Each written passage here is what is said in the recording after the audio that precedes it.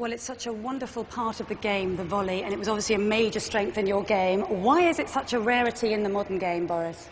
It's because racket technology, again, players don't have to come to the net to finish a point. They have so much help with their racket, and they're also physically very strong. Example, Nadal.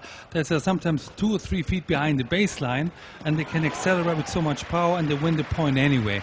When I grew up, you have to prepare the ball, you have to put a good passing shot, and then you have to follow towards the net to finish the point at the open court. Well, and that's the way we were all raised, and especially Wimbledon, where the bounce is so low and there weren't any long rallies possible anyway. You want to shorten the rallies, you want to shorten the points and come forward. And on the other hand, if somebody on his serve would stand back, it would, if I would approach him at the return, it would give a lot of pressure immediately for him to have to pass me. And so is it a shot you think that's creeping back into the game? Are we seeing more of the modern players up at the net these days? I hope so. I hope especially the grass of Wimbledon players realize that it's just so much easier to play when you learn to volley, when you shorten the points. I mean, grass is such a beautiful surface, but with very clear rules, meaning if you hit it low on cross-court, the ball is not going to come back. And at the net, it's so much easier to do. Okay, enough talking. They want to see you in action, so why don't you give us a few tips on the volley? Okay, we're starting with the forehand again here.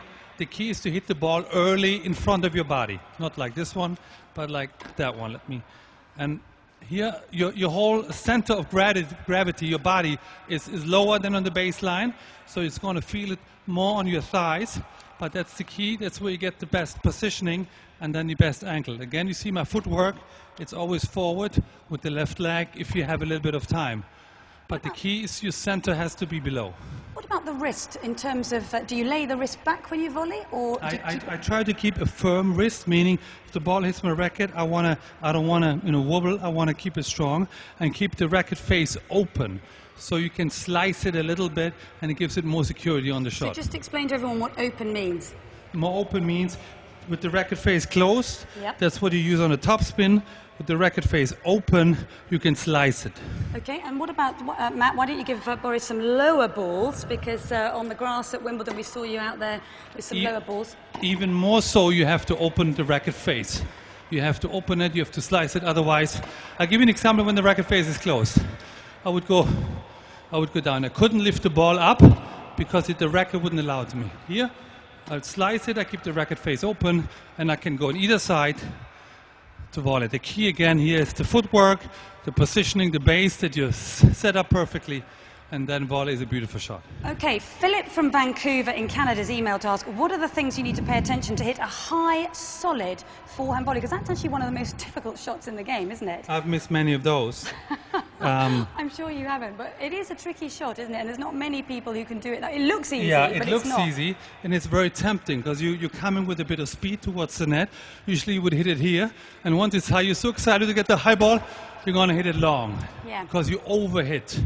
Okay. Again, the reason you're out there is to win the point, and you got to go for security. You got to put the ball down. You got to force yourself to be disciplined on it, and just to slice it again with an open racket face, and don't go for the fancy hard one. Just go and play solid.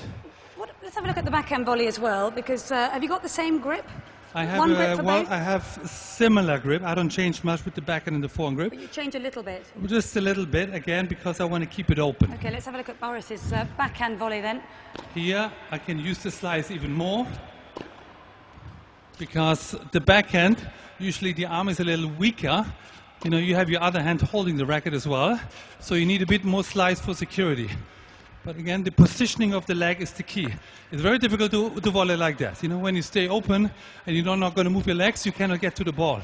Therefore, you have to make sure that your right leg goes in front nicely and you slice the ball over and then finish the shot. So it's more like a chopping action. It's more like you're cutting.